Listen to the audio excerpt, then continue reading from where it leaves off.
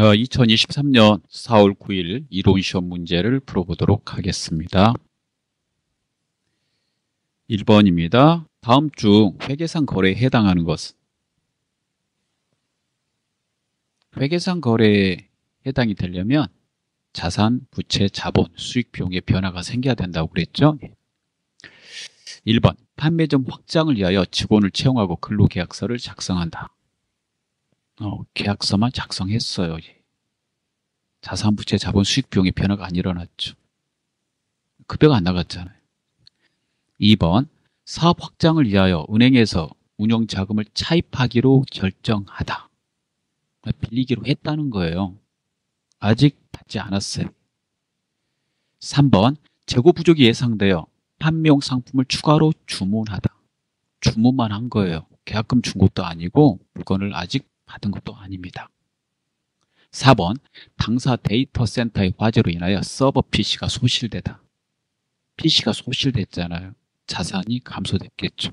그래서 비용이 발생되고. 그럼 정답은 몇 번일까요? 4번이잖아요. 예, 4번. 이 외에도 회계상 거래가 아닌 거는 몇 가지 뭐 더 있죠. 담보로 제공한다든가 차입을 위해서. 그 다음에 직원 근로계약 말고 또 일반 계약서 쓰는 것도 있을 수 있겠고요. 뭐 고지서 수령했다. 이런 거는 전혀 거래가 아닙니다. 약속을 했다. 뭐 이런 것들. 2번, 다음 중 거래 요소의 결합관계가 잘못 지어진 것은? 1번이죠. 자산의 감소는 대변, 자산의 증가는 차변. 이렇게 했잖아요. 거래 8요소는 회계 처리의 기본이 되는 내용입니다. 반드시 암기하셔야 돼요. 3번, 다음의 거래 중 비용이 발생하지 않는 것은? 1번, 업무용 자동차에 대한 단기분 자동차세 10만 원을 현금으로 납부하다. 자동차세, 세금과 공과, 비용이죠. 2번, 적십자 회비 10만 원을 현금으로 납부하다. 기부금이죠. 3번, 상공회수 회비, 세금과 공과. 그러면 정답은 4번이 되겠습니다. 전월에 급여 지급 시 온천 징수한 근로소득세. 이거 회사가 비용 처리할 수 없어요. 왜 그런 줄 아세요? 회사가 부담하는 게 아니잖아요. 누구 거 이거 직원 거 세금을 회사가 잠깐 가지고 있다가 대신 납부하는 거죠. 그래서 국가나 기관에 납부하기 위해서 온천징수한 소득세, 지방소득세나 그 다음에 보험료 같은 거 있죠. 기관에 납부할 거 이런 것들은 예수금으로 처리하도록 돼 있습니다. 그래서 미리 받아둔 돈. 그래서 다음 달에 납부하면 예수금을 제거하는 거죠. 4번이 정답이 되겠어요. 4번을 보도록 하겠습니다. 다음 계정 과목 중 증가시 재무상태표상 대변 항목이 아닌 것은? 증가할 때 대변 그러면 그거 뭐예요? 부채의 증가. 대변이잖아요. 부채. 그 다음에 자본의 증가. 대변이죠. 재무상태표상 그랬으니까 이렇게 봐야 돼요. 손익계산서까지 보면 수익의 발생도 대변이죠. 그 아닌 것은 그랬으니까 3번이네요. 선급금은 자산이니까. 자본금, 자본, 손수이자, 부채, 외상매입금, 부채 이렇게 됩니다. 5번, 다음의 자료에서 당좌자산의 합계액은 얼마인가? 당좌자산의 계정 과목 쭉 많이 오셨을 거예요. 체크해 볼게요. 현금, 그 다음에 외상배출금, 그 다음에 단기매매증권, 그 다음에 보통예금. 다 합산하시면 되겠죠. 합산하면 정답 180만 원. 2번이 되겠습니다. 6번을 보도록 하겠습니다. 다음 자료에서 설명하는 계정 과목으로 옳은 것은? 상품 판매 대금을 조기에 수취함에 따른 계약상 약정에 의한 일정 대금의 할인. 상품을 팔고요. 약정서 썼다는 거예요. 거기 약정서에 할인해 줬다는 말은 빨리 갚으면 깎아주겠다. 그런 약정서를 썼다는 말이에요. 약정서 쓸 때 뭐 이런 게 있거든요. 뭐 30일 내에 갚아라. 그럼 이렇게 쓰고요. 만약에 20일 내에 갚으면 할인해 주겠다. 뭐 이렇게 써요. 예. 그러면 이거 20일 내에 상대방이 자금의 여유가 있으면 갚겠죠. 예. 그러면은 우리가 20일 내에 갚았으니까 1% 이렇게 할인해 주게 되겠죠. 이렇게 써 있으면 이럴 때 매출액에서 빼서 매출 할인 처리합니다. 할인해 준 거는 3번이 되겠습니다. 7번입니다. 다음 중 일반적인 상거래에서 발생한 것으로 아직 해소되지 않는 거래 회계 처리 시 계정 과목으로 올바른 것은? 일반적인 상거래라 하면 우리 회사의 재고자산, 사고 파는 거래를 일반적인 상거래라고 해요. 재고자산. 재고자산에 뭐가 있어요? 상품 등이 있죠. 예. 그러면 상품을 이렇게 팔고 아직 해소하지 않는 거 뭘로 처리해요? 외상매출금으로 처리하잖아요. 그럼 일반적인 상거래 외에서는, 즉 상품이 아닌 거 처분하고 해소하지 않았을 때는 미수금 처리하는 거죠. 예. 그래서 외상매출금과 미수금 잘 구분하셔야 돼요. 항상 매입이든 매출이든 외상에는 두 개씩 있어요. 매출의 쪽의 외상은 외상매출금, 미수금이 있고 매입 쪽의 외상은 외상매입금, 미지급금이 있으니까 그걸 상거래인지 상거래가 아닌지, 그게 어려우면 재고자산인지 재고자산이 아닌지 그렇게 구분해가지고 정확하게 외워두셔야 되겠습니다. 자, 8번 보겠습니다. 다음 자료에서 기말자본은 얼마인가? 기말자본은 이렇게 구하면 된다고 그랬죠. 기초자본에다가 플러스 총수익, 그 다음에 마이너스 총비용, 이렇게 되면 기말자본이 된다고 그랬잖아요. 예. 여기에다 추가적으로 혹시 뭐 추가 출자액 있으면 추가 출자액은 더하고 이렇게 했어요. 그 다음에 인출액은 인출금이 있으면 뺀다. 근데 지문에 이게 없으니까 예, 여기에다가 비용 빼고 수익 더하면 되겠어요. 정답은 3번 400만 원이 되겠습니다. 자, 9번을 보도록 하겠습니다. 다음은 당기 손익계산서 일부를 발췌한 자료이다. 당기 매출액을 구하시오. 매출액, 기초상품 재고액, 당기 총매입액, 기말상품 재고액, 매출 총이익이 나와 있습니다. 자, 그러면 뭐가 생각나야 될까요? 머릿속에 얘가 생각나야 돼요. 자리가 없으니까 오른쪽에다 조그맣게 써볼게요. 매출액. 얘를 구하라고 그런 거죠. 물음표. 빼기. 매출원가잖아요. 그러면 매출 총이익. 매출원가를 어떻게 구한다고 그랬을까요? 기초 재고. 플러스 당기 매입.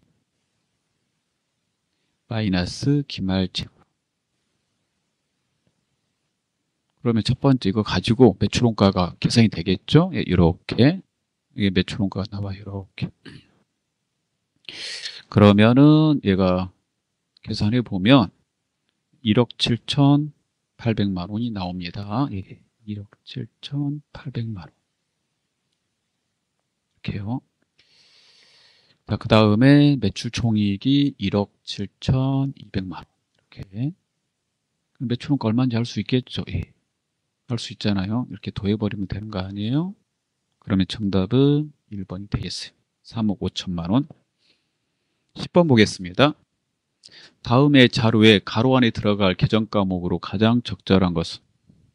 자, 가로는 기업의 주된 영업활동인 상품을 판매하고 이에 대한 대금으로 상대방으로부터 수취한 어음이다. 이걸 뭐라고 그래요? 일반적인 상거래라고 흔히 그래요. 일반적인 상거래에서 받은 어음은 받을어음이죠. 만약에 일반적인 상거래가 아니었다, 즉 상품을 판매한 게 아니라 뭐 건물 등을 매각했다, 그럴 때 어음 받은 거는 미수금으로 처리하는 거예요. 받을어음이 아니라 얘는 이제 일반적인 상거래니까 받을어음입니다. 이 두 개를 꼭 구분해 주시기 바랍니다. 11번 보겠습니다. 다음은 차량 운반구의 처분과 관련된 자료이다. 차량 운반구의 처분 금액은 얼마인가? 이렇게 물어보면 항상 장부 금액, 처분 금액 이렇게 놓고 푸시면 된다고 그랬어요. 이렇게 놓고 푸는 거예요. 그래서 유형자산의 장부 금액은 감가상각하는 자산은 취득 금액에서 감가상각 누객을 빼야 돼요. 이렇게 취득 금액에서 감가상각 누객 빼는 거거든요. 그러면 1,600만 원에서 900만 원 빼면 이거 700만 원짜리예요. 이게 700만 원짜리다. 근데 처분 금액 물어봤으니까 다른 자료를 주겠죠. 손실 났대요. 100만 원. 그럼 100만 원 싸게 팔았다는 거잖아요. 장부 금액보다. 그러면 얼마에 팔았다는 얘기예요? 600만 원에 팔았다는 얘기죠. 그러니까 1번이 정답이 되겠습니다. 유형자산의 장부 금액 계산하는 거 이렇게 취득금액, 취득가액 또는 취득원가 이렇게 말해요. 감가상각 누객 뺀 거. 12번 보겠습니다. 다음 중 일정 시점의 재무 상태를 나타내는 재무보고서의 계정 과목으로 짝져진 것이 아닌 것은. 일정 시점이 제일 중요한 거예요. 일정 시점.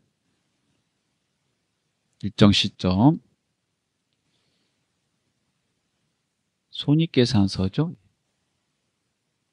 일정 시점이래. 잘못 말했네. 재무상태표죠. 그리고 재무상태까지 나왔네요. 손익계산서는 일정 기간이죠. 그러면 재무상태표에 나타나는 계정 과목은 자산, 부채, 자본이 나타나고요. 일정 기간의 경영성과를 나타나는 손익계산서에는 수익, 비용이 나타나는 거죠. 그러면 자산, 부채, 자본이 재무상태표에 나타나는 거니까 그걸로만 짝져진 것이 아닌 것 그랬으니까 수익, 비용이 들어간 걸 고르면 돼요. 정답은 따라서 2번이 되겠습니다. 13번 보겠습니다. 다음 중 아래의 빈칸에 들어갈 내용으로 적절한 것은. 현금 및 형성 자산은 통화 및 타인 발행 수표 등 통화 대형 증권과 당좌예금, 부통예금 및 큰 거래 비용 없이 현금으로 전환이 용이하고 이자율 변동에 따른 가치 변동의 위험이 경미한 금융상품으로서 취득 당시 만기일 또는 상환일이 가로 이내인 것을 말한다. 3개월입니다. 외우셔야 돼요. 현금성 자산 3개월 그거죠.